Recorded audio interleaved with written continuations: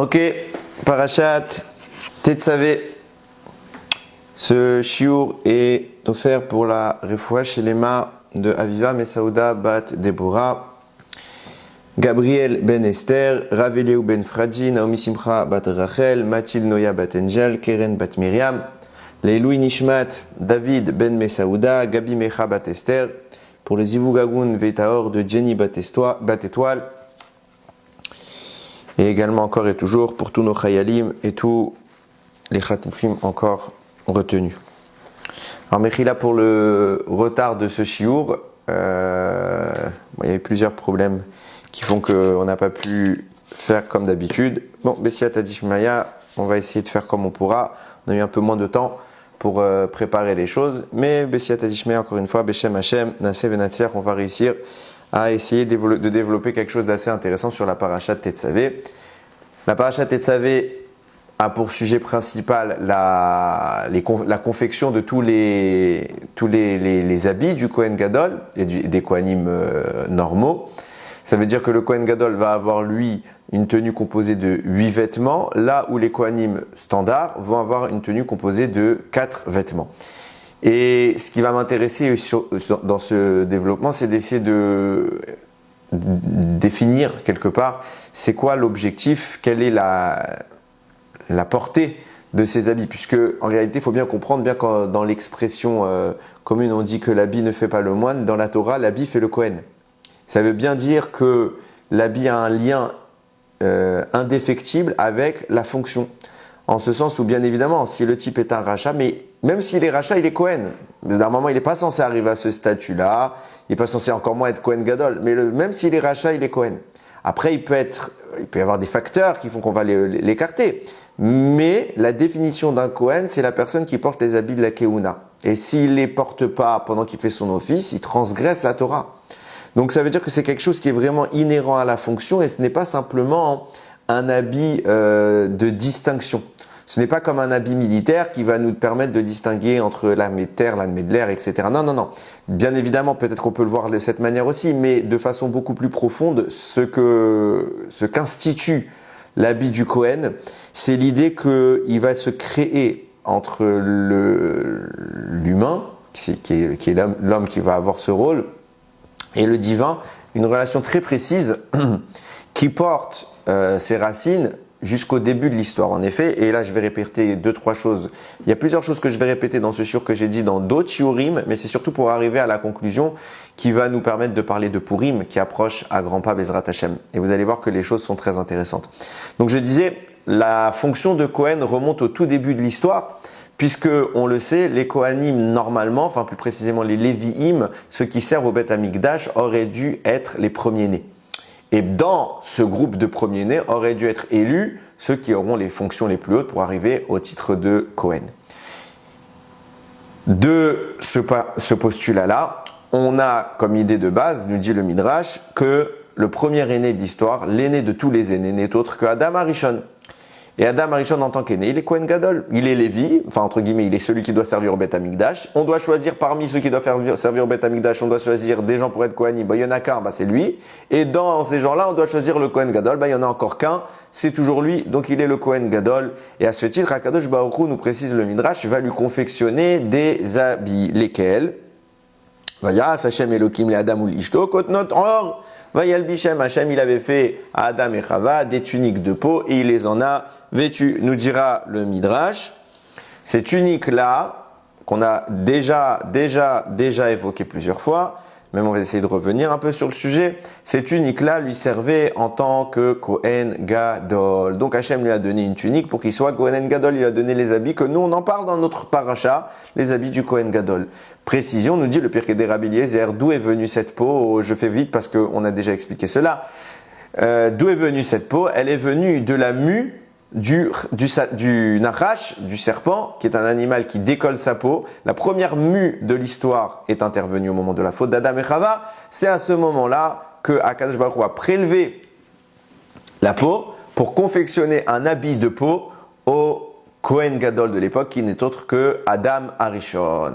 Donc ce qui est intéressant de noter, c'est de se dire que l'élément de la faute va éloigner l'homme de la Gdusha, du divin, et parallèlement, il va le rapprocher. Pourquoi? Parce que c'est cette, comme je l'ai dit, la fonction de Cohen est inhérente à l'habit du Cohen.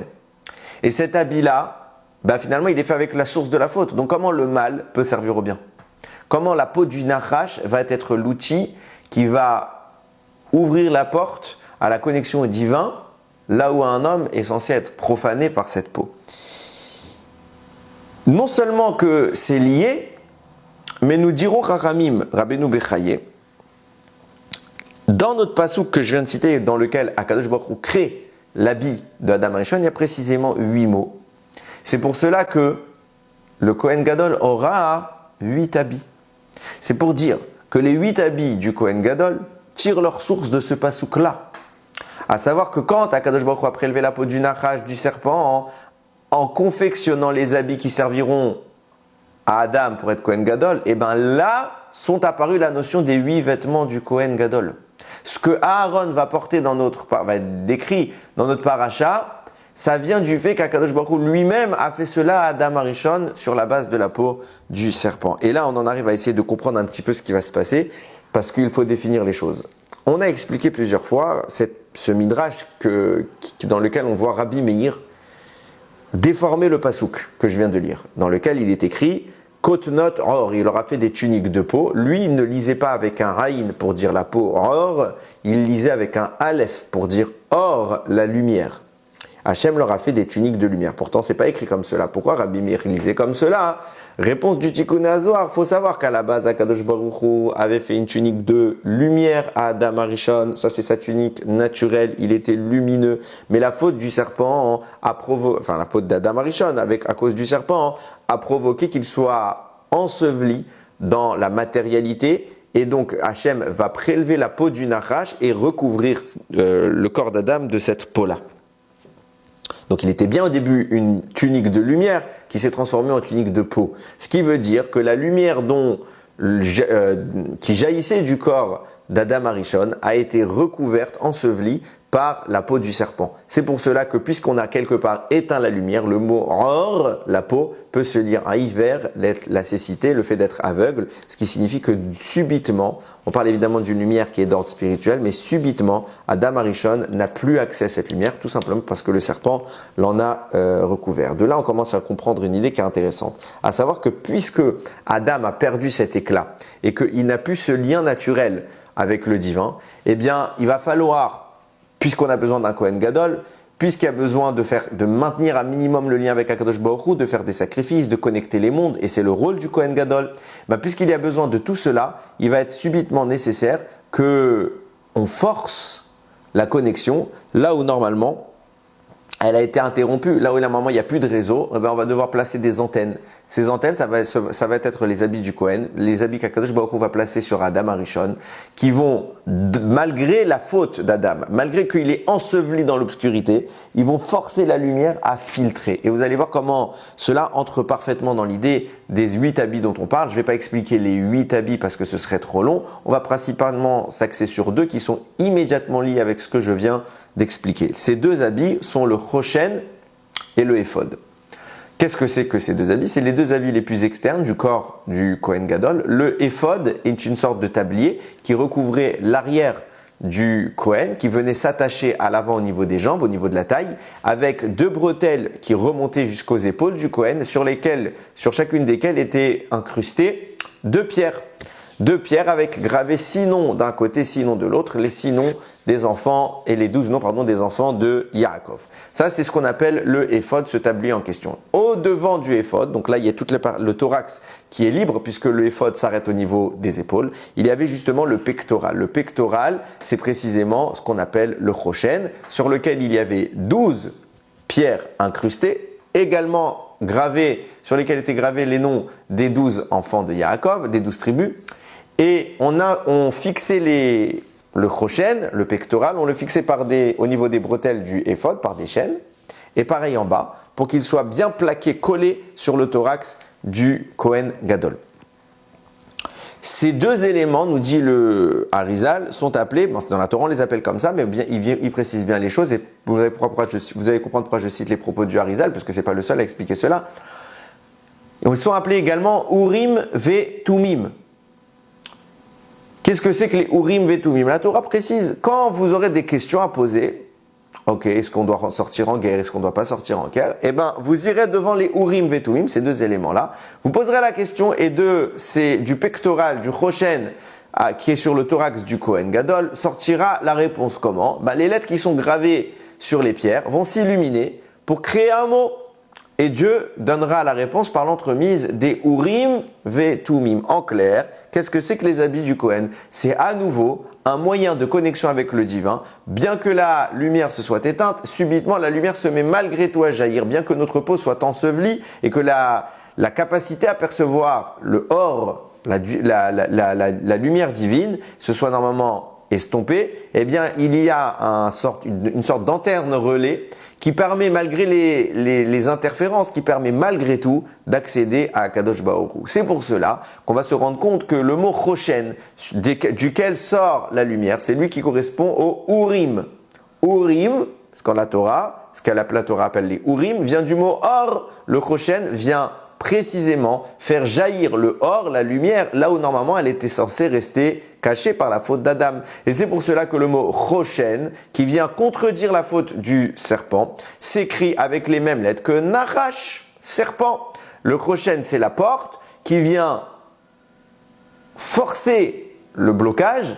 On a une porte qui est fermée et justement on a le serrurier, c'est le Kohen Gadol. Il vient forcer ce blocage-là, ouvrir la porte contre son gré et la lumière jaillit malgré tout. C'est pour ça que ça s'appelle cet endroit là où le Nachash, le serpent, a voulu éteindre la lumière par sa peau. Le Choshen vient dénaturer les lettres du serpent pour les remettre dans le bon sens et forcer malgré tout la diffusion de la lumière. Et le Ephod, lui, correspond à la notion des Tumim. Vous allez comprendre pourquoi le Ephod il a cette structure, à savoir qu'il vient à l'arrière du Kohen par la suite. Cependant, il s'appelle les Tumim, Milashon Tam. Ça vient du langage Tam. Qu'est-ce que c'est que Tam? On a l'habitude de traduire par simple, un peu naïf. Pourtant, Yaakov est appelé Ishtam. Ishtam, un homme Tam. C'est quoi Tam? Moi, je traduirais plutôt par pur. Il y a de la pureté, dans une naïveté de pureté. Ça veut dire quoi? C'est quelqu'un qui a une relation avec le divin, avec Hachem, qui n'est pas dans le cadre du Sechel, qui n'est pas dans le cadre de je comprends ce qui se passe. Je parle pas que de la chorma. Il y a également dans la relation avec le divin une tmimout à avoir. On fait les choses parce que on doit être simple avec Hachem. On ne doit pas être compliqué. On ne doit pas chercher le pourquoi, le comment. Ça veut dire quoi? Bien sûr qu'on doit analyser la parole d'Hachem. Mais quand Hachem nous demande quelque chose, on ne doit pas être derrière en train d'analyser. Ouais, il m'a demandé ça, c'est bizarre, etc. Non, on doit avoir une tmimout. Hachem, il me demande, je fais comme un papa qui dirait quelque chose de pas très intelligent à son fils, d'aller dans un endroit qui a priori n'inspire pas confiance. Si l'enfant est chacham, il va se poser des questions. Il va dire, ouais, papa, c'est pas nécessairement une bonne idée. Mais si l'enfant est tam, ça ne veut pas dire qu'il est bête. Il est tam. Ça veut dire qu'il est intègre avec son père. Papa me demande, je vais. Ah, c'est dangereux. L'exemple, Yosef. Ce que Yaakov lui demande, quand il lui demande d'aller chercher ses frères, c'est dangereux. Mais Yosef, il réfléchit pas. Papa a dit, papa, je fais. Point. C'est de la tmimout. Qui est appelé tam? Yaakov ish tam, Yoshev Oalim. C'est un homme simple. Il ne cherche pas la complexité dans le rapport avec Hachem, il cherche à être simplement connecté à lui. Et il est Yoshev Oalim, il étudie dans les tentes. Ça veut dire quoi? Ça veut dire que nous disent Rachamim que la Torah est accessible par un homme qui Yamut Baoel, qui va mourir dans une tente. Ça veut dire quoi? L'être humain, il doit être tam. Mais cette mimout doit être travaillée par de la chorma. Ça veut dire qu'on doit travailler. Et on a l'effort de l'intellect qui doit nettoyer notre esprit au point de le rendre tam. Ça veut dire que la chokma et la tmimout, la sagesse et la simplicité, doivent travailler de concert pour mutuellement se bonifier. Au point que notre sagesse ne serve qu'à la simplicité du rapport au divin. Et le mot tam, ça veut dire qu'un homme devient, cet homme qui est tam, c'est Yaakov. Pourquoi il est grand? Parce qu'il est devenu chacham en donnant sa vie dans l'étude de la Torah, qui Yamut Baoel, jusqu'à en arriver à l'épuisement ressemblant à la mort dans l'étude, dans les tentes. C'est pour ça que le mot tam, c'est la même lettre que le mot met, qui vient amener la mita dans le monde, la mort, c'est le serpent. Le éphod correspond au tumim. C'est quoi? C'est l'élément qui vient contredire la mort, met, mita, que le serpent a voulu mettre en place par la tmimout, par l'inverse du mot met, on amène le mot tam. Par cette opposition-là, on vient détruire la mort que le serpent veut rentrer dans le monde pour au contraire lui insuffler la vie. En mourant pour l'étude de la Torah, alors on accède à la vie véritable, celle qui est l'inverse du mot met, tam. On est simple et on est intègre avec Akadosh Baruch Hu. C'est précisément la portée du éphod, ce tablier que portait le Kohen Gadol. Donc on voit que les deux éléments qui sont connectés l'un à l'autre, le Choshen vient détruire le Nachash et vient faire briller la lumière, ce qu'on appelle les Urim, et le éphod vient ramener la Tmimout du peuple, la connexion simple, sans complexité, avec Akadosh Baruch Hu. Maintenant qu'on a cela à l'esprit, je vais pouvoir introduire des notions, certaines dont on a déjà parlé, d'autres qui seront la suite de ce qu'on a déjà parlé. Il y a une notion dont je veux parler qui s'appelle la dormita. Qu'est-ce que c'est que la dormita? C'est le moment qu'on va appeler d'inconscience. Ça veut dire on a perdu la conscience, on s'effondre. C'est l'anesthésie. On pourrait dire une anesthésie. De quoi on parle? Je parle précisément du moment où Adam Arishon est né et que Dieu va l'endormir pour créer Chava. Ce moment où Adam s'endort, qui est un moment littéralement d'anesthésie, où il perd conscience, s'appelle la dormita dans les explications du Harizal et tout ce qui va concerner la Kabbalah. Je vais maintenant expliquer un peu mieux ce détail-là. Pour cela, je suis obligé de revenir et d'introduire quelques notions déjà évoquées. Lorsqu'Akadosh Baruch Hu crée Adam, c'est écrit comme ça. Zachar unkeva bara otam. Première fois qu'on parle de Adam, ok, il y a écrit Vaïvra Elohim et à Adam, il a créé Hachem, il a créé l'homme. Et après, plus loin, à la fin du passouk, c'est écrit mâle et femelle, il les a créés. Ça veut dire que la notion de l'homme, pas de l'homme dans le genre, mais de l'homme avec un grand H, Adam, n'est ni un homme ni une femme, c'est mâle et femelle. Donc on a l'impression qu'en réalité, quand Dieu crée Adam, la première fois du moins qu'il mentionne cette création, on a déjà le Zachar, le masculin, et on a déjà le Nekeva, le féminin.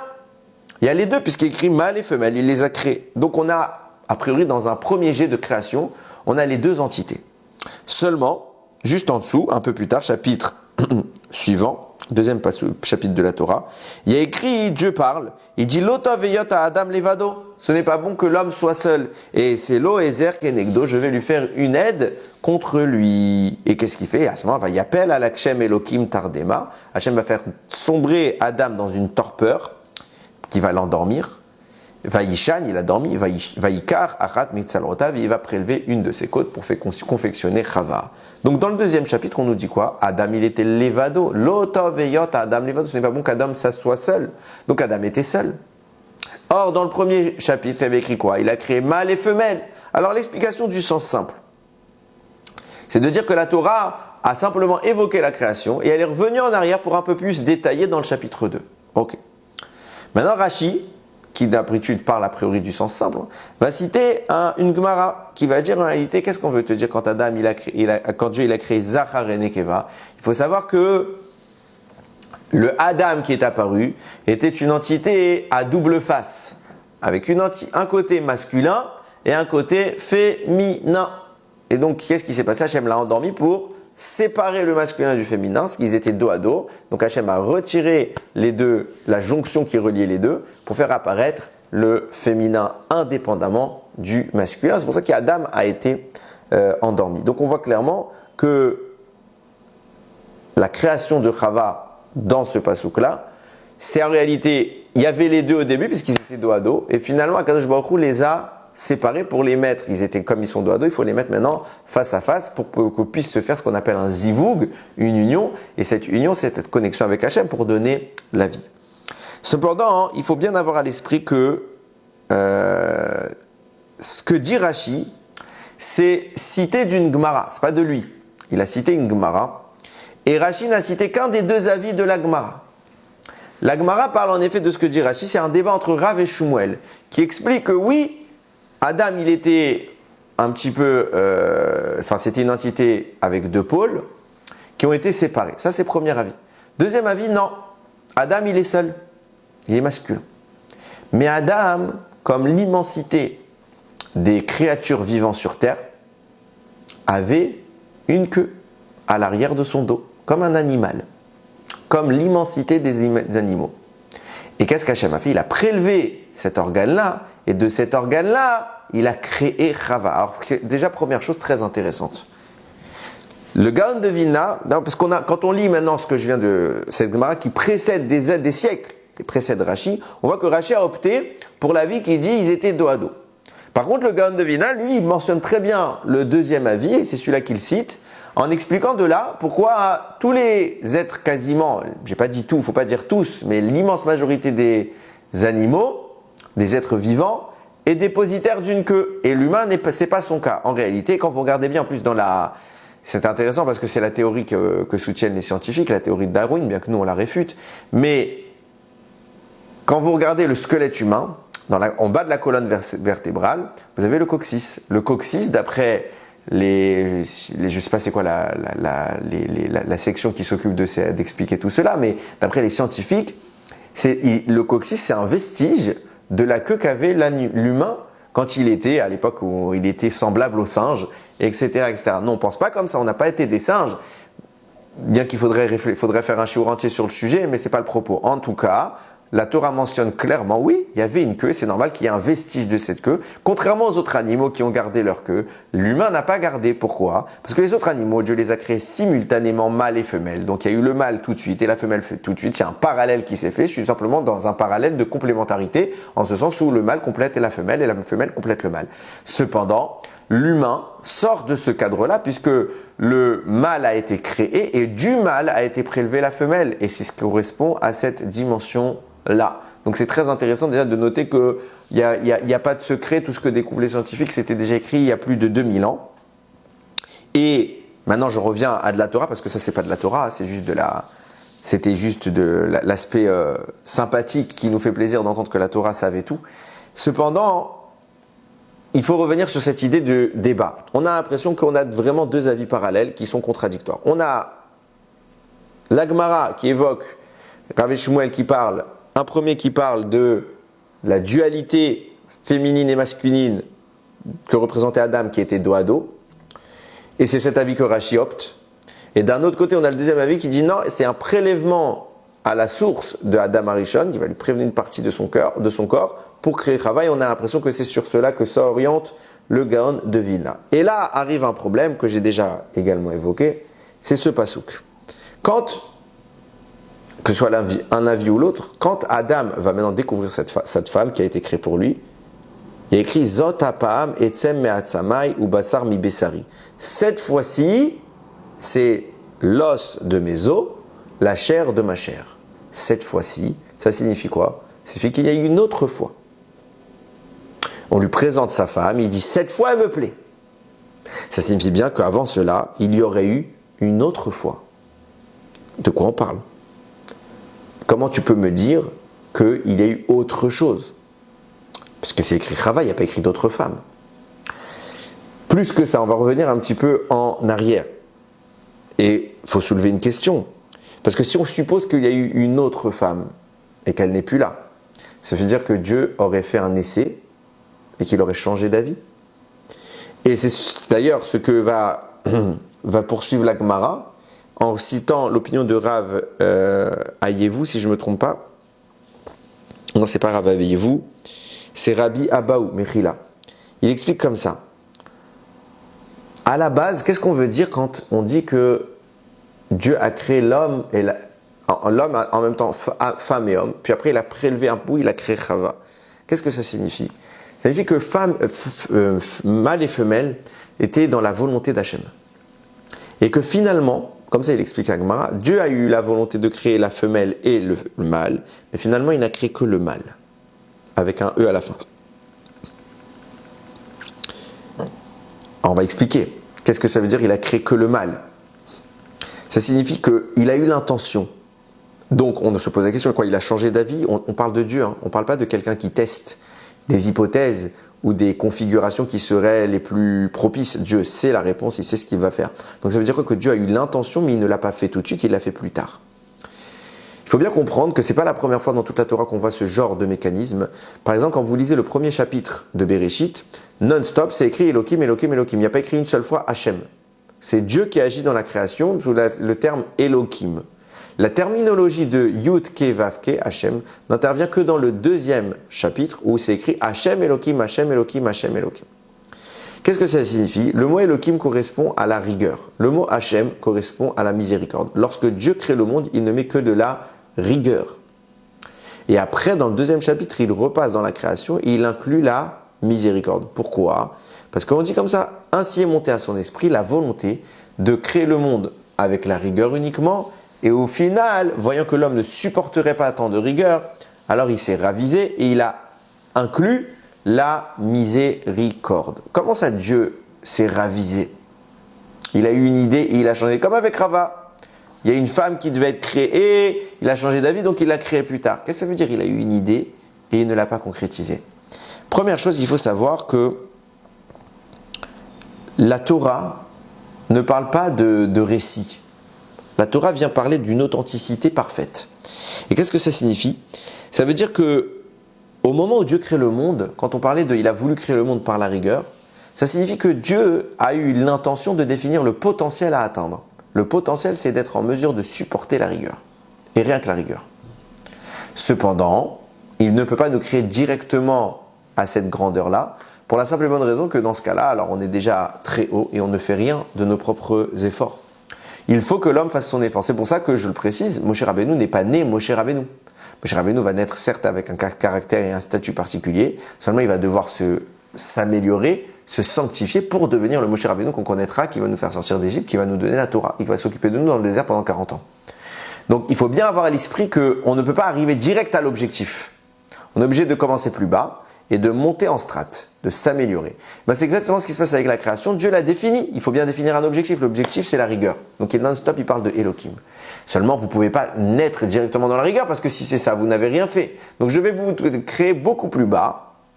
Et lorsque je vous créerai bas, je vous demanderai de vous-même de vous hisser à la rigueur. Et d'être en mesure de la supporter. C'est pour ça qu'il a eu l'intention de créer le monde avec Elohim et qu'au final il a rajouté Yud Ke Vav Ke pour t'expliquer que le monde n'est pas encore parachevé, il n'a pas encore atteint son paroxysme, mais il faut l'atteindre. Et bien pareil, lorsqu'on explique que Dieu a créé la femme, on a un problème de dire que Dieu il a pensé créer Chava, mais au final il ne l'a pas fait. Parce qu'il faut bien se rappeler une chose qu'on a déjà évoquée plusieurs fois, la pensée divine, déjà la pensée humaine est créatrice. Mais la pensée divine, c'est déjà une création. Quand Dieu pense, cela apparaît. Et il n'y a pas de débat de se dire, il a pensé, il a mis de côté. Quand Dieu pense, c'est directement une création qui est concrète. Donc quand on nous dit que Dieu a pensé à faire créer la rigueur, alors oui, la rigueur est apparue. Et après, il a ajouté la miséricorde. De même que quand on dit qu'il a pensé créer Chava, mais il a fait ça plus tard au final, c'est pas possible. Dieu, s'il a pensé créer Chava, la pensée divine a créé Chava. Alors de quoi on parle? Nous disent Chachamim, et c'est comme ça qu'il explique le Midrash. Il y a eu, avant Chava, il y a eu une autre Chava. Ce qu'on a appelé la Chava Rishona. La première Chava. Suivie d'une deuxième Chava, qu'on va appeler celle, la Chava Shinia, c'est celle qu'on connaît nous aujourd'hui. La question qui se pose, c'est de savoir c'est quoi la première Chava, où est-ce qu'elle est, qu'est-ce qu'elle est devenue. C'est intéressant parce que les textes en parlent. Alors je ne vais pas revenir sur le sujet que j'ai déjà fait, vous regarderez chez Bereshit 5782. Ok, là-bas, j'avais expliqué quelle était la nature de cette Chava-là et je vais rajouter quelques idées supplémentaires. La Torah nous dit, comme je l'ai introduit, Dieu a voulu créer le monde par la rigueur. Et la pensée d'Hachem est déjà créatrice. Donc quand Dieu a voulu penser à créer une femme, c'est cette Chava-là qui est apparue et elle est connectée à la rigueur. Maintenant, c'est une rigueur de premier ordre, donc de première instance. C'est la rigueur qui est le prémisse du monde puisque c'est la première femme. Et le rôle d'Adam Arishon va être de travailler avec cette rigueur. Et le rôle de cette première Chava, ça va être de travailler avec Adam Arishon dans la miséricorde qui le caractérise. Et les deux doivent vivre une osmose pour justement atténuer la rigueur et cadrer la miséricorde. Et c'est ce qu'on appelle l'union de la rigueur avec la miséricorde. C'est pour ça que les deux sont nés sous les deux phases. Cependant, ils vont échouer. Et le Midrash dira, la Gemara dira, Chava 1 n'a pas plu à Adam. Alors Rabbi Ayevou, et cette fois je ne me trompe pas, c'est bien lui, a dit, alors Hachem l'a fait retourner à la poussière. Je ne comprends pas.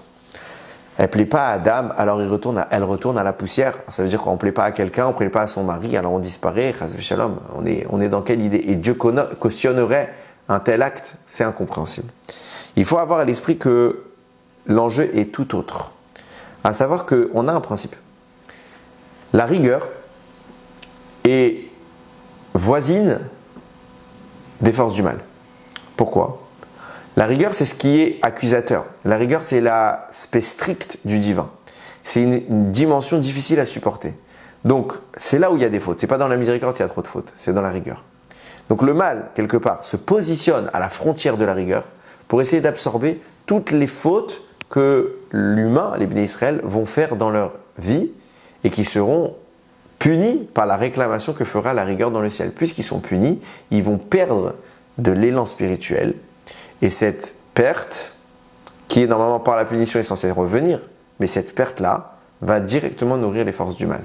C'est pour ça que nous disent Rachamim, il est Chava Rishona et retourné à la poussière. De quoi on parle? Bien, il y a un animal qui se nourrit de la poussière. Lequel? Le serpent. Il y a écrit Al Gechone Chateler. Hachem l'a maudit lorsqu'il a fait faire fauter à Adam Arishon. Et il lui a dit sur ton ventre tu ramperas, alors qu'à la base le serpent marchait comme l'homme. Ve'afar tuchal kol yemei chayecha, et tu mangeras la poussière de la terre toute ta vie. Nous dit Chachamim, le serpent ne mange pas la poussière de la terre. Alors il y a plein d'explications dans le sens simple. On va rentrer dans le sens un peu plus profond, à savoir que puisque le mal n'existe qu'au travers de nos avérotes, il se positionne, comme je l'ai dit tout à l'heure, en face de la rigueur, justement pour attendre la moindre faiblesse du peuple juif. Le mal se nourrit de la vie que nous lui fournissons. Cette vie que nous lui fournissons, ce sont des étincelles que nous laissons tomber. Et elles deviennent poussière de la terre.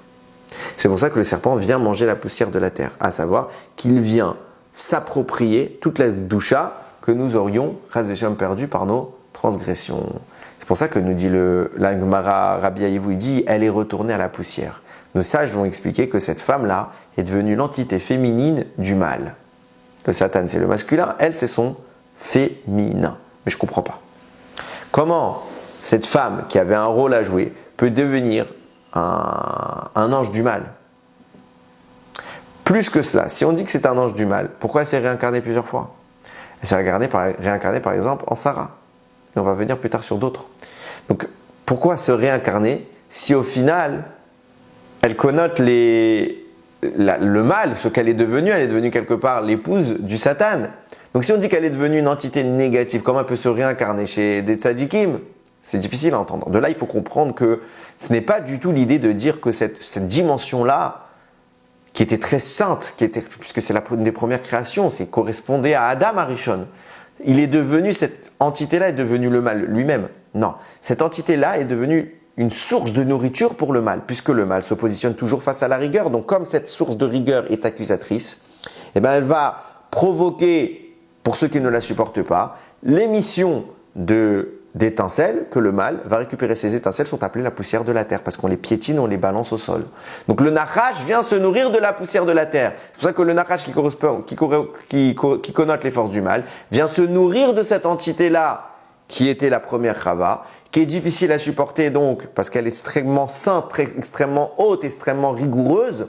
Elle a été difficile à supporter, donc le mal va profiter de notre incapacité à atteindre un tel niveau pour lui-même se nourrir. Et c'est pour ça qu'il va générer une entité féminine qui va être le pendant de ce que nous expliquons.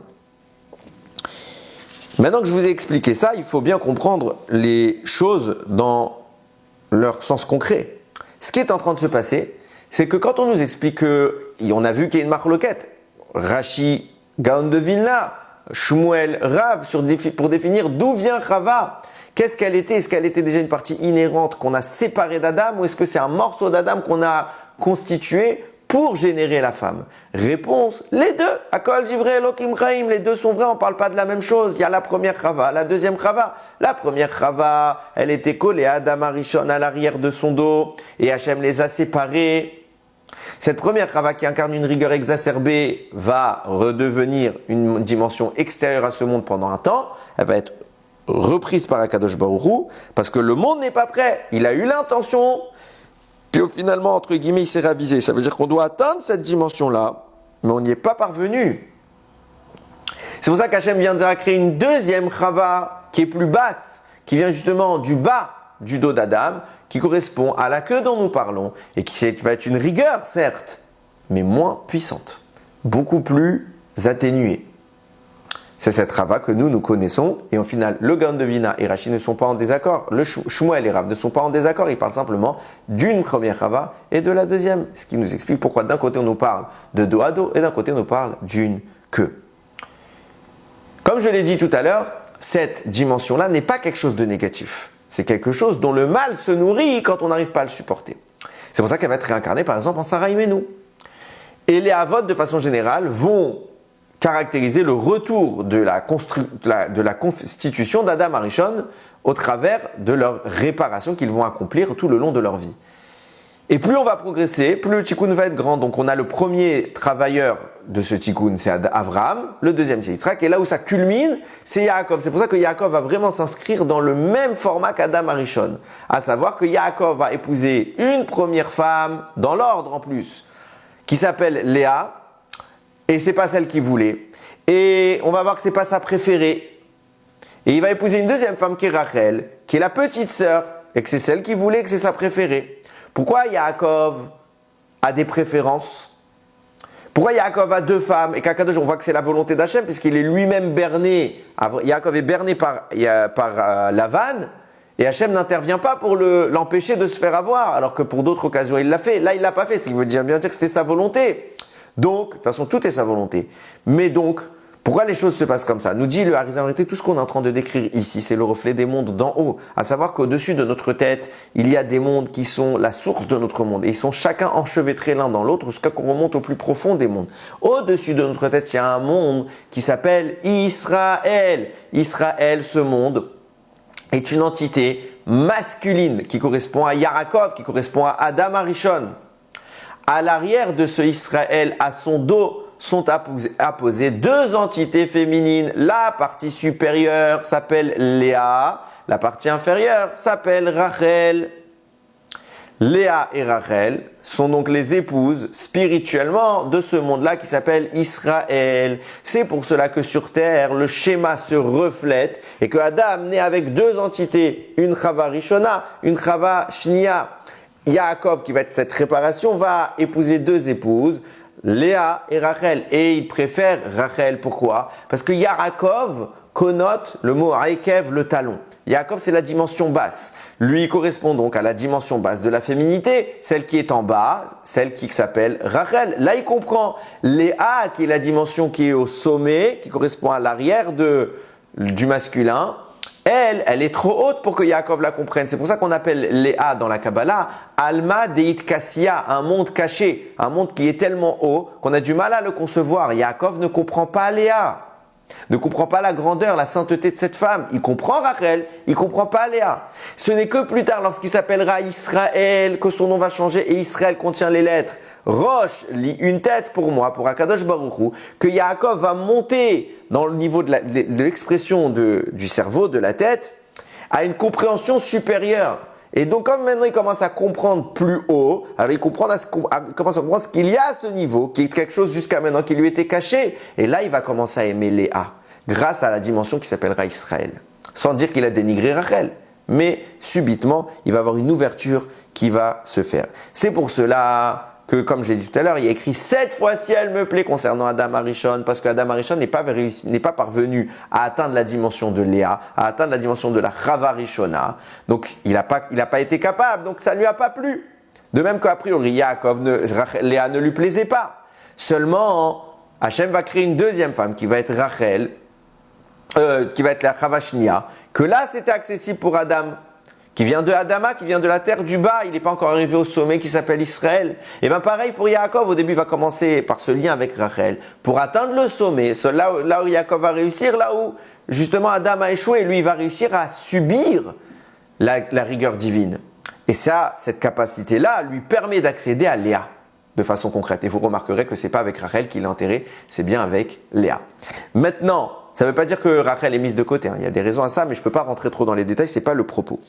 Maintenant qu'on a expliqué tout cela, je vais pouvoir en arriver à ce que je voulais vous expliquer, la notion qu'on appelle la dormita. Qu'est-ce que c'est que la dormita? J'ai dit, c'est le moment où il y a Akadosh Baruch Hu qui intervient pour dissocier Adam et Chava. Pour ce faire, Akadosh Baruch Hu plonge Adam dans le sommeil, il l'endort, il l'anesthésie, il va faire une nessira. Une nessira, ça veut dire qu'il va détacher le côté féminin et le côté masculin. Cette nessira-là est vectrice d'énormes choses, d'une source de bracha qui est extraordinaire. Pourquoi? Parce que l'objectif de la nessira, c'est que ce qui était dos à dos et qui ne pouvait donc pas s'unir, va se mettre subitement face à face. C'est pour ça qu'il est appelé, la Chava est appelée Ezer, une aide, Kenegdo, en face de lui. Alors pourquoi on nous précise en face? Parce qu'à la base, elle n'était pas en face de lui. Maintenant, elle est en face de lui. Et grâce à cette dualité, ce face à face, il va pouvoir y avoir une union. Et l'union est vectrice de vie. L'union est le moyen par lequel Akadosh Baruch Hu s'exprime. Il fait descendre un shofar, un flux divin dans le monde. C'est pas pour rien que l'humain est capable de donner la vie. Normalement, cette capacité du don de la vie, c'est l'apanage du divin. Comment l'humain est capable de donner la vie? Par l'union. Qu'est-ce que c'est que l'union? C'est le moment où on permet à Akadosh Baruch Hu de, entre guillemets, permettre, mais on fait de diffuser sa lumière dans le monde. Et cette lumière-là, elle a une répercussion, elle provoque quelque chose, c'est le don de la vie. Et bien, pareil de façon beaucoup plus haute au niveau de Yaakov et de ses femmes, et pareil encore au niveau de Adam et Chava, les Chava, et bien plus haut, dans les mondes d'en haut, il y a le même principe. Il y a les mondes qui sont dos à dos, masculin et féminin, il y a une nessira qui les détache pour les mettre face à face. Et c'est à ce moment-là qu'on fait, par exemple ce qui se passe quand on fait la prière. Il y a un flux d'abondance qui vient jaillir dans le monde. C'est ce qui se passe à Rosh Hashanah. Cependant, le moment de détachement est un moment très délicat, très dangereux. Pourquoi? Parce que ce détachement se fait par quoi? Comme on l'a dit, ce qui se passe en haut se reflète en bas. Ça se fait par l'endormissement, la perte de conscience d'Adam Arishon. Et là, puisqu'Adam n'est pas conscient, il ne peut plus se défendre. C'est le moment où le Nachash va choisir d'attaquer. Adam, on se pose tout le temps la question, où il était quand le serpent il est venu parler à Chava, elle a mangé, etc. Et qu'est-ce qu'il a fait Adam? Il était où? Eh bien réponse, il dormait. Il était encore sous effet de l'anesthésie. Il ne pouvait pas se défendre. Chava, elle, était consciente. Mais comme maintenant, au moment où Akadosh Baruch Hu les sépare, il est en train de définir une entité totalement indépendante, il est en train de dissocier Chava, ce n'est plus l'un dépendant de l'autre. Chava devient une entité, Adam devient une entité. Au moment où Chava va se détacher, elle est consciente, mais elle n'a pas encore les armes. Parce qu'elle est encore dans cette mimoute, elle est encore, j'ai envie de dire un petit nourrisson, bien que ce ne soit pas le cas, elle est physiquement concrète et pleine. Mais elle n'a pas encore l'arme, puisque Adam n'est pas là, ils ne sont pas ensemble. Et il y a un écho de l'un avec l'autre. Il y a une conscience commune qui font que l'un et l'autre se protègent mutuellement, j'ai envie de dire. Donc, Adam n'est pas là, donc il y a une partie de la conscience de ce premier couple qui est absente. Et donc il y a une inconscience. Et Chava va tomber dans le piège du Satan parce qu'à ce moment-là, il n'est plus capable, l'humain, homme plus femme, n'est plus capable de se défendre comme il a l'habitude de se défendre. La lumière est restreinte. Et puisqu'il n'y a pas la conscience, il y a la faiblesse. C'est là où le serpent nous a mordus. Et c'est là où Chava a mangé le fruit pour en donner ensuite à Adam. Et bien pareil dans le ciel. Quand il y a cette séparation, cette nessira, Akadosh Baruch Hu commence par faire plonger le masculin dans un sommeil profond pour séparer les deux entités. Et c'est un moment extrêmement dangereux. La résultante, elle est merveilleuse. La séparation est terrifiante. Pourquoi? Parce qu'on n'est pas capable de se défendre. Et quand on n'est pas capable de se défendre, eh ben, le mal est là. Et lui nous attaque. Et quand on nous attaque pendant qu'on dort, on est démuni. Donc c'est un moment très dangereux. C'est pour ça, nous disent Rachamim, que toutes les grandes catastrophes de l'histoire du peuple juif, a priori, en tout cas, à chaque fois qu'il y a eu une Nessira, en tout cas dans le ciel, eh ben, il y a eu une catastrophe. Catastrophe. Mais après, quelque chose de bien. Alors, il peut y avoir des catastrophes qui viennent d'autres facteurs, hein, okay. Mais à chaque fois qu'il y a eu, généralement, ça s'est très mal passé. Il y a eu une exception dans l'histoire où ça s'est très bien passé. Parce qu'il faut bien comprendre. C'est quoi cette histoire que Hachem y met c'est pas de notre faute qu'il y a cette séparation. Alors je précise, par exemple, quand ça se passe dans la tefila, c'est pas très dangereux. Pourquoi? Parce que la tefila, c'est un bref instant. Donc le danger, le seul truc qui peut faire le Satan à ce moment-là, c'est de nous déconcentrer dans la tefila. Et il y arrive pas mal. Mais bon, a priori, il n'y a pas ce danger.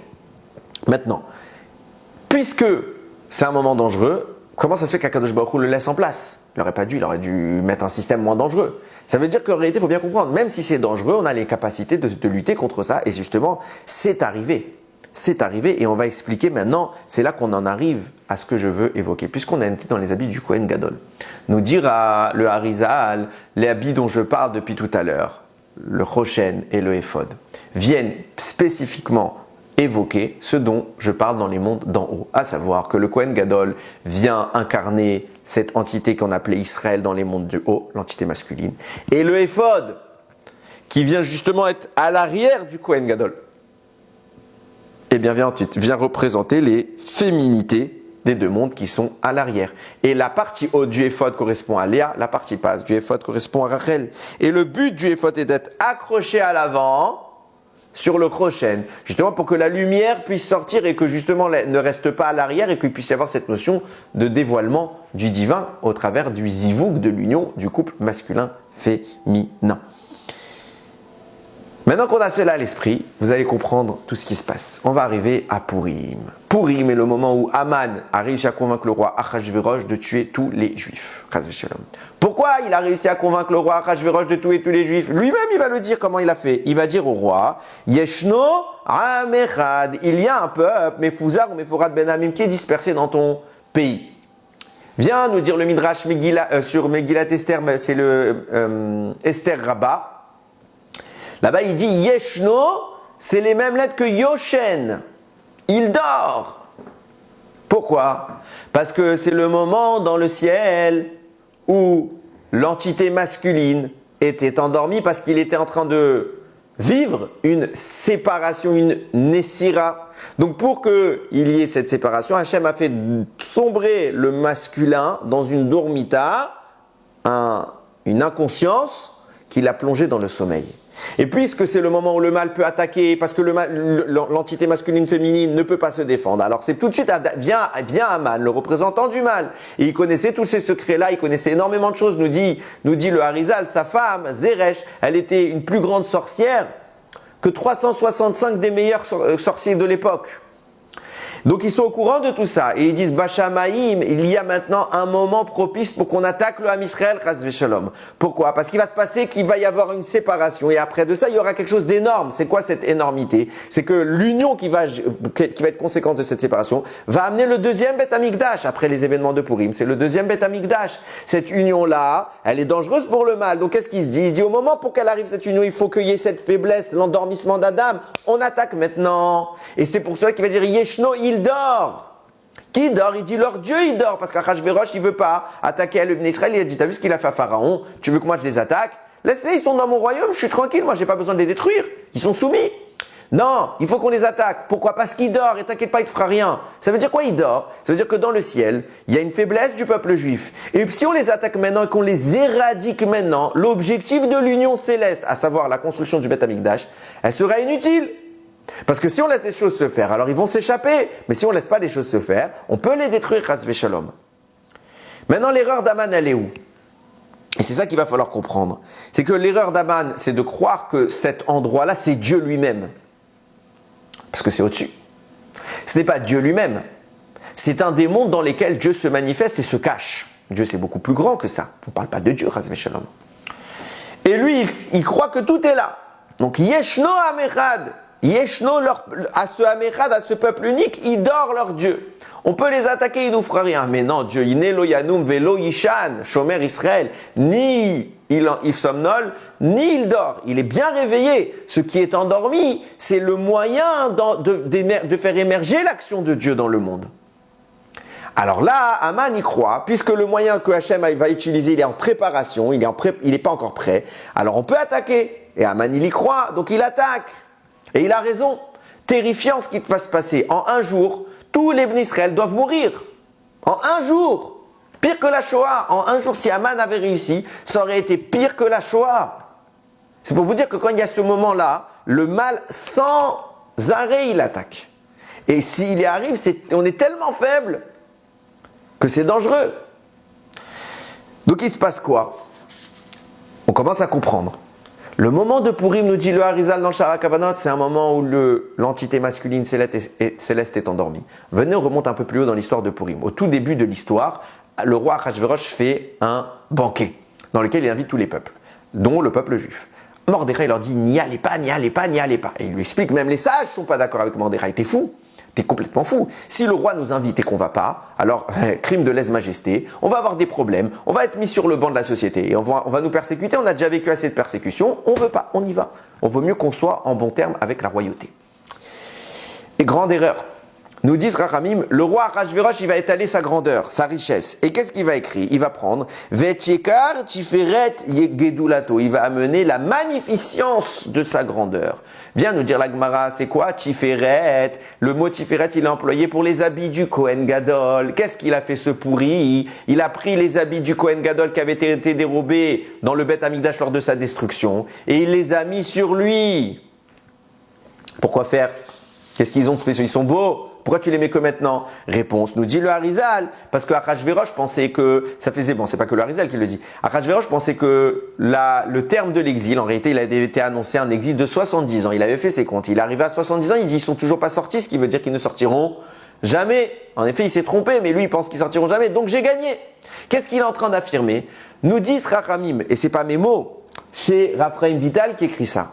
Achashverosh, qu'est-ce que je vous expliquais depuis tout à l'heure? À savoir qu'il y a l'entité masculine. Et en face, il y a derrière cela l'entité féminine qui connote la rigueur. En face de la rigueur, qu'est-ce qu'il y a? Il y a le mal. La rigueur n'est pas mauvaise. Elle est très bonne, très sainte, très spirituelle. Mais le mal vient se positionner en face de cette rigueur pour absorber tous ceux qui n'ont pas réussi à supporter cette rigueur. Et c'est ça, en cela qu'il existe, qui se nourrit. C'est pour cela que le mal va lui-même avoir une structure similaire, parallèle au bien. Zé, Léoumat, Zé, Asa Elohim. En face l'un de l'autre, il les a fait Hachem. C'est pour ça que de même que chez le bien, il y a une entité masculine, chez le mal, il y a une entité masculine. De même que chez le bien, il y a deux entités féminines, chez le mal, il y a deux entités féminines. Et sur Terre, ça se représente comment? Qui va être l'incarnation de l'entité masculine correspondant au Kohen Gadol, parce que je vous ai dit, le Kohen Gadol, c'est celui qui vient par ses habits représenter l'entité masculine positive, qui, cette époque-là, va représenter l'entité masculine négative, Achashverosh. Et qui vont représenter les deux entités féminines négatives, Zeresh, la femme de Haman, et Vashti, la femme du roi Achashverosh. C'est pour ça qu'au bout de 70 ans, qu'est-ce qui fait le mal? Il vient dérober, c'est ça qu'il a fait le serpent, il a enseveli la lumière d'Adam Arishon. Le mal vient se mettre à l'arrière pour dérober la lumière de ces mondes-là. Donc vient Achashverosh, et il dit dorénavant la lumière correspondante au Kohen Gadol, elle n'est plus chez vous. C'est moi maintenant le Kohen Gadol des forces du mal. J'ai tout dérobé. Pourquoi? Parce que vous deviez sortir, vous n'êtes pas sortis, donc on a gagné nous le mal, chas v'shalom. Et donc je peux enfiler la tenue du Kohen Gadol sans risque, chose qu'avant cela il ne venait pas faire, parce que ça y est, je deviens le Kohen Gadol obscur, des forces négatives. C'est moi maintenant qui a tout le pouvoir, et vous sortirez jamais, vous êtes complètement soumis. Nous dit le Shem Mishmuel, c'est ça l'erreur des Bnei Israël d'avoir participé à cette Séouda que Mordechai faisait que leur dire n'y allez pas. Parce qu'en acceptant d'être là-bas, ils ont accepté l'idée que ce roi-là puisse porter les habits du Kohen Gadol et qu'il devienne l'empire du mal. Et qu'on est soumis à cela et qu'on valide cela. On célèbre cela. Ça s'appelle déjà de la Vodazara. C'était ça l'erreur du Ham Israël. À ce moment-là, regardez ce qui est en train de se passer, c'est terrifiant. Nous disent Rachamim, de même qu'il y a un Kohen Gadol en bas, il y a un Kohen Gadol en haut. Qui est le Kohen Gadol en haut? C'est l'ange Michaël.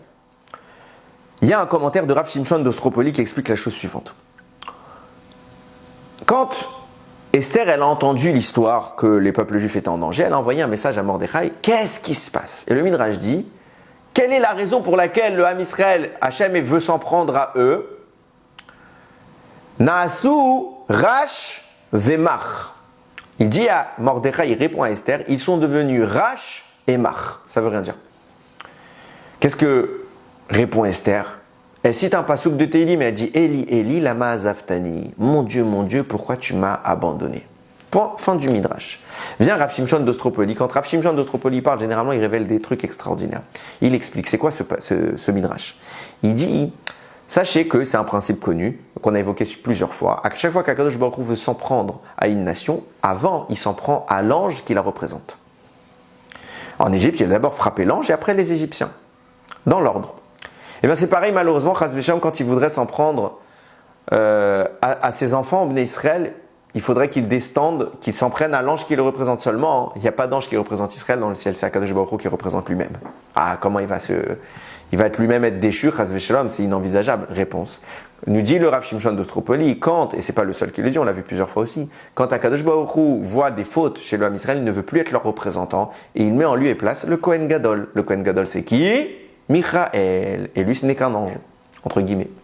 C'est pour ça que quand Akadosh Baruch Hu a voulu s'en prendre à nous, alors au début, il s'en est pris à l'ange Michael, qui a sombré. Et par la suite, il s'en est pris à Israël, qui également a sombré. Comment Akadosh Baruch Hu s'en prend à l'ange d'une nation? Il lui retire les sources qui animent sa spiritualité. Les sources qui animent la spiritualité, c'est les lettres que l'ange en question a avec le nom d'Hachem. Dans le cas de Michael, le nom de Michael dispose de 3 lettres qui viennent du mot Elohim, Dieu. C'est lesquelles? Aleph, Lamed, Yud. Donc Akadosh Baruch Hu a enlevé Aleph, Yamed, Yud de Michael. Il est resté Mach. Puis après, il s'en est pris au peuple juif. Et dans Israël, il y a également Aleph, Lamed, Yud. Donc il a enlevé Aleph, Lamed, Yud. Et il est resté Rash. Il vient, Esther Amalka pose la question à Mordechai. Qu'est-ce qui se passe? Il lui dit, ils sont devenus Mach. Michael, il a perdu Aleph, Lamed, Yud. Et ils sont devenus Rash. Israël a perdu Aleph, Lamed, Yud. Elle répond, Eli, Eli, lama azaftani, mon Dieu, pourquoi tu m'abandonnes? Pourquoi répète 2 fois mon Dieu? Parce que mon Dieu, Eli, Aleph, Lamed, Yud. Le Aleph, Lamed, Yud que tu as pris à Michael et le Aleph, Lamed, Yud que tu as pris à Israël. Pourquoi tu m'abandonnes? Pourquoi tu nous enlèves ses forces? Et là, Esther, en faisant cette petite fille-là, elle commence à amorcer la contre-attaque du peuple juif. Et vous allez voir comment les choses vont être extraordinairement précises. Regardez ce qui se passe. Esther, quand elle est en fonction, elle a pris la place de Vashti. Je vous ai dit quoi depuis le début? Vient le roi Achashverosh et il met la tunique du Kohen Gadol, se prétendant maintenant le Kohen Gadol du mal. Et à son côté est une reine qui s'appelle Vashti. Quel était le plan? C'était de faire venir Vashti du côté des hommes. Ils ont fait Zarma qu'ils étaient tzadikim, ils ont fait une mechitza, les femmes d'un côté, les hommes de l'autre, puis après ils ont parlé évidemment de leurs femmes. Et le but était de faire défiler Vashti nue. Et que la reine venant, les femmes la suivent dans le même accoutrement. Et que ça arrive à Gilou Yarayot. Qu'est-ce qu'Akadosh Baruch Hu il a dit? Ah, tu veux être le Kohen Gadol? T'es le Kohen Gadol. Alors tu dois avoir la dimension, puisque tu es en train de reproduire ce que fait le serpent, tu dois avoir la dimension du serpent. Or, on va nous dire la Gemara, écoutez bien. Akadosh Baruch Hu va envoyer un ange et Vashti va refuser de venir. Pourquoi? Parce qu'il va la recouvrir de tsaraat. En français on dit la lèpre, mais c'est pas ça. C'est une maladie spirituelle, des taches sur le corps. Il va faire pousser sur elle une queue. Elle va se présenter nue comme ça devant tout le monde. Pourquoi il a choisi ces 2 choses-là? Eh bien parce que la tsaraat, d'où elle vient? La tsaraat, c'est l'expression de la peau du nachash, du serpent, de ces écailles qui nous ont ensevelis. Ah, vous voulez être le serpent? Vous voulez être l'empire du mal? Alors on va jusqu'au bout. Donc tu es recouvert par la peau du serpent. Et mieux que cela, rappelle-toi, puisque tu vas voir le rôle d'Adam et Chava, eh bien, la partie que le serpent a attaquée, c'était précisément Chava, la deuxième, qui vient de la queue du serpent. Donc puisque tu veux maintenant te présenter comme l'antonyme du bien, eh bien, tu vas te reconfigurer dans l'état de la création. Et Akadosh Baruch Hu fait apparaître une queue précisément parce qu'Adam Arishon, il avait une queue. Et il vient rappeler tout cela. Ah, tu veux être le Adam Arishon? Tu veux représenter la source céleste? Alors tu retournes à l'état d'origine. Et ton épouse, celle qui est à l'arrière de ton dos, qui correspond les forces du mal, qui correspondent à Rachel. J'ai précisé tout à l'heure que Zeresh et Vashti correspondent à Léa et Rachel, Zeresh avec Léa, Vashti avec Rachel. Donc puisque tu veux être Rachel, d'où elle vient Rachel? C'est là que tu as attaqué. Eh bien ta femme, je vais te montrer que c'est Rachel. Il n'y a pas de problème. Tu veux être cette dimension-là, tu le sauras. Mais dans sa présentation première. Pas comme elle est aujourd'hui. C'est pour cela que Vashti va refuser. Et puisque tu veux maintenant arriver à cette dimension-là, il faut que tu assumes. Et comme il ne va pas assumer, alors il va tuer Vashti. Et en lieu et place de Vashti va s'installer Esther. Et dès à présent, la doucha, qui est dérobée par le mal, qui est à l'arrière, qui vient aspirer le or, la lumière des Urim Vetumim que le Kohen Gadol devait faire émerger dans le monde, elle va certes revenir dans le mal, mais Esther commence de façon cachée, Esther ça veut dire cachée, de façon cachée à se la réattribuer. Et là va intervenir un détail extraordinaire. Nous disent Chachamim, puisqu'on a cette dimension-là, alors, comment on va s'en sortir? Parce que certes, on est endormi dans le ciel. Même si Esther, elle commence à être active. Dans le ciel, c'est endormi. Le Kohen Gadol dort. Mais il est un individu qui est différent. Nous dit le Midrash, c'est rapporté comme ça, que il y a un homme qui n'a pas eu besoin de devenir Kohen pour officier en tant que Kohen. C'est qui? Moshe. On voit que Aaron, par exemple, pour devenir Kohen, il y a toute une intronisation.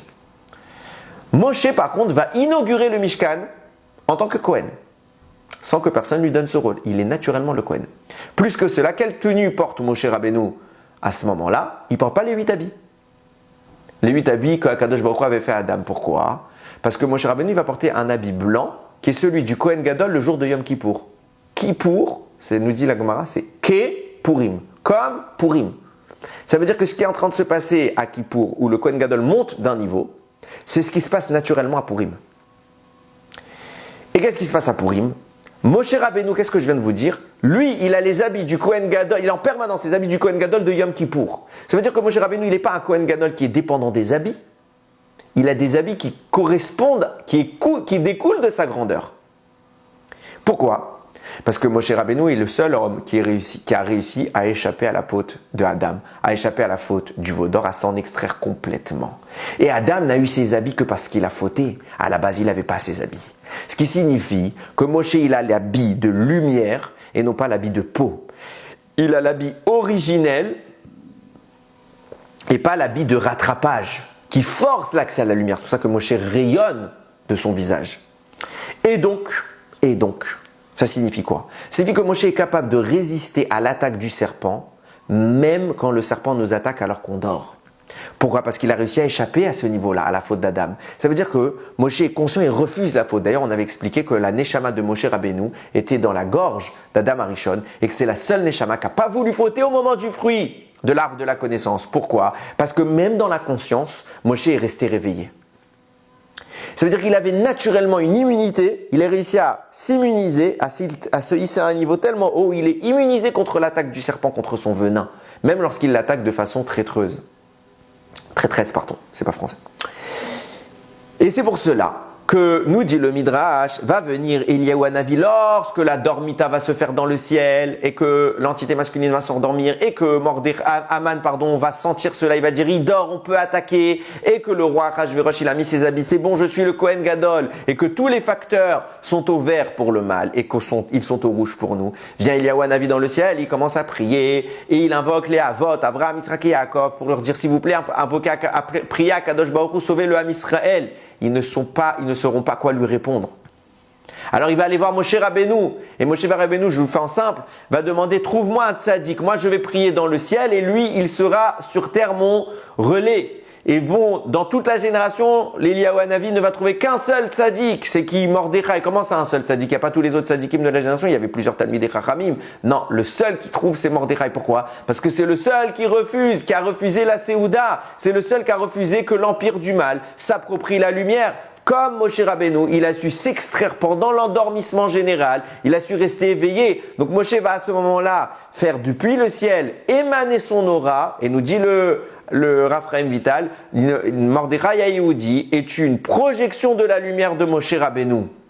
Et puisque cette projection-là est issue d'un homme dont la source est d'être un Kohen Gadol par lui-même, sans avoir besoin qu'on lui impose la tenue du Kohen Gadol, alors il sera Kohen Gadol, il sera en mesure de se réapproprier la lumière, avec ou sans les habits qui ont été dérobés par Achashverosh. Donc vient Mordechai et il est déjà au-dessus du mal, il est intouchable. C'est pour ça que Haman il s'énerve quand il voit Mordechai, il y a écrit quoi? Vaïvez, Mordechai n'a pas peur d'Haman. Tout le monde a peur, tout le monde se soumet, lui il n'a pas peur.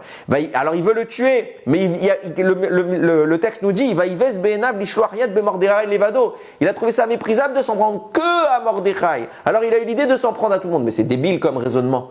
T'as un problème, éradique le problème, ne éradique pas tous les autres, ils t'ont rien fait, au contraire ils sont soumis à toi, ça te fait plus de gens à ta botte. Non, il faut qu'on tue tout le monde. Pourquoi? À cause de Mordechai. Pourquoi? Il ne faut pas lire le sens du texte comme « je ne veux pas m'en prendre que à Mordechai ».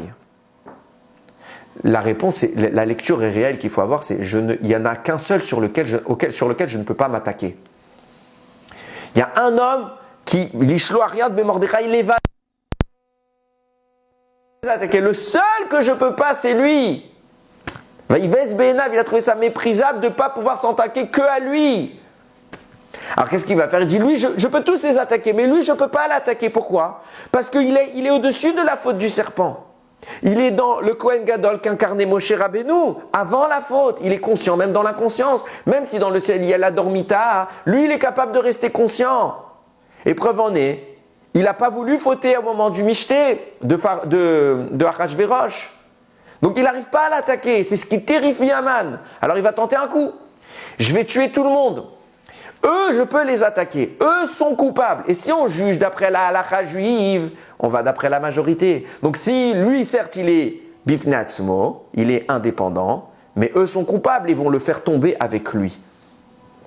Seulement, Moshe dans le ciel, il prie. Et il lui envoie cette aura qui fait qu'il le décolle du reste de l'humanité. Mordechai reste éveillé. Même pendant l'Ardormita, même quand il a une Nessira, il est capable, il est possible d'avoir une telle connexion au divin que le mal ne peut pas s'approcher de nous. Même endormi, même inconscient. Ça, c'est la grandeur qu'a atteinte Moshe Rabbeinu et c'est la lumière dans laquelle va baigner Mordechai. Et là va se passer quelque chose d'extraordinaire. Il va transmettre cela à Esther, parce qu'au final, qui est réveillé pendant la faute d'Adam? C'est Chava. C'est le féminin, c'est pas le masculin. Elle n'a pas réussi à l'époque de Chava. Mais Esther va réussir là où Chava n'arrive pas. Esther va réussir à profiter de l'aura de Mordechai, là où Adam n'a pas profité de l'aura de Moshe qu'il y avait en lui pour la transmettre à Chava. Donc eux, ils ont échoué. Mais pendant cet endormissement, Esther Amalka va rester consciente. Et elle va imbiber le Ham Israël de cette conscience, de cette lutte qu'elle va initier. Et c'est vrai qu'elle va dire Eli, Eli, lama azaftani. Pourquoi moi aussi tu veux m'abandonner? Certes, il y en a qui dorment, mais moi je suis réveillé, Hachem. Moi je reste réveillé. Et juste parce que moi je reste réveillé, je suis capable de me défendre contre le mal. Et plus pour cela, tu ne vas pas tuer le Ham Israël. Et donc les lettres Aleph, Lamed, Yud retournent chez un monsieur qu'on avait appelé, un malach qu'on avait appelé Mar. Il va redevenir Michaël. Aleph, Lamed, Yud va retourner chez un peuple qui s'appelait Rach, qui va redevenir Israël. Esther va être en mesure de réapprovisionner, de réimpulser la lumière dans le peuple juif. Et c'est pour ça qu'elle devient la reine du roi Achashverosh. Comme je dis depuis le début, en secret, elle va réabsorber toute cette lumière-là. Et c'est ça tout le secret de Purim, c'est d'être capable, même pendant l'endormissement, de faire vibrer une aura d'éveil. Même dans l'obscurité, on a fait briller la lumière. C'est pour ça que Purim est une fête extraordinaire, unique. C'est une fête qui ne disparaîtra pas à la fin des temps. Et ce qui s'est passé à Purim ne se passe dans aucune autre fête. Même à Pessah, même à Rosh Hashanah, même à Kippour, Sukkot, Shavuot. Ça ne se passe pas ce que je dis. C'est écrit clairement dans le Harizal. L'aura de Purim, cet ajout, cette conscience dans l'inconscience, c'est que à Purim. Et c'est ce qui a permis de transformer ce qui aurait dû être le pire moment de l'histoire en victoire. Un moment de genre Vena Forou, on a inversé la tendance de l'éveil, de l'inconscience, on est passé à l'éveil. Alors oui, il y a eu d'autres dans l'histoire au moment où il y a eu cette inconscience, et malheureusement on n'a pas réussi à rester éveillé. Mais c'est possible. Et c'est ça le message de Purim. C'est possible. C'est possible que même lorsque le mal nous attaque avec la plus grande intensité, alors que nous sommes au plus bas, c'est possible de le battre. Parce qu'Akadosh Baruch Hu, Inelo Yanum Velo Ishan, lui il ne dort pas. Lui, il ne dort pas. Ne croyez pas que ce qu'il a dit à Aman, Chazvé Shalom, c'est vrai. Il croit que c'était ça, Dieu, il dort. Non, il n'est lo yanum velo ishan, shomer Israël. Le gardien d'Israël ne dort pas. Mais pour que puisse se faire la délivrance, il faut que nous en bas on ne dorme pas. Et si on arrive à rester éveillé, alors on peut absorber cette lumière. Et au contraire la faire briller encore plus puissante. Mais si on s'endort, chas v'shalom, alors ça arrive à des catastrophes. Voilà le message de Purim. Le message de Purim, c'est de rester réveillé. Le message de Purim, c'est de ne pas perdre conscience. Alors, on doit boire Adeloyada. Ça veut dire quoi? Ça ne veut pas dire être ivre-mort, comme je le dis à chaque fois, ce n'est pas mes mots. Ce sont les mots du Rav Ovadia Yosef Zatzal. Alors, s'il y a quelqu'un qui se prétend plus grand que lui, qu'il vienne ouvrir sa bouche avec lui, pas avec moi. Mais en attendant, il ne faut pas boire plus que de mesure. Il ne faut pas être ivre-mort. Il faut boire plus que l'accoutumé. Point. Il faut avoir cette inconscience. Pourquoi? C'est exactement tout mon propos et là je vous rajoute des choses que je n'ai pas écrites. C'est l'idée de dire, on va connaître l'inconscience, c'est ce qui se passe, il y a une dormita, mais on va rester conscient. C'est-à-dire on est entre les deux. Et c'est précisément là où le mal va nous attaquer que cette inconscience va connoter l'attaque du mal et que nous on va rester réveillés. Et on va se battre contre lui, on va le vaincre. Et ce sera ça qui amènera encore une fois une grande lumière le jour de Purim. Alors Yératson, je termine avec cela, qu'on ait ce mérite de célébrer Purim comme il faut, d'absorber, de profiter d'une lumière extraordinaire, unique dans l'année à Yom Purim, à Chag Purim. Qu'on ait ce mérite-là d'en profiter, de la canaliser, de l'incorporer pour qu'elle puisse jaillir et émerveiller le monde, qu'Akadosh Baruch Hu puisse faire ce zivou qu'on attend qui amènera cette fois le troisième Beth Amikdash, Bimera Biamenu, Baruch Adonai Leolam, Amen ve Amen.